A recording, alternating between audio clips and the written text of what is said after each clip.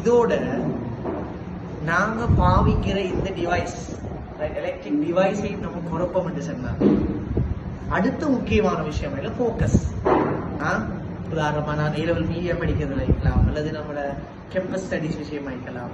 இதை நாங்க சரியா எங்கட ஃபோக்கஸ்ல நான் லவ் பண்ற பிள்ளை ஆயிக்கலாம், அது வேற கதை. அல்லது நமக்கு கேமிங்ல அடிக்ஷன் ஆயிக்கலாம், அது வேற கதை.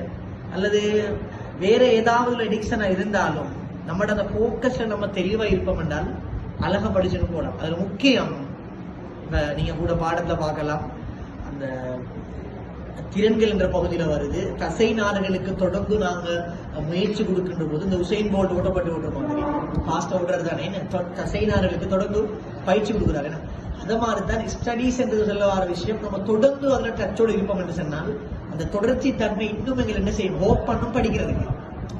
எனவே முதலாவது விஷயம் இந்த ஸ்பிரிச்சுவல் ரிலேஷன்ஷிப் என்று சொல்ல வர விஷயம், ஆன்மீக தொடர்பு இது சீரா இருக்கணும். அது ஒரு கல்வி ஈஸியா வரும். இன்னும் ஒரு புதிய விடுதல் சந்திக்கும்.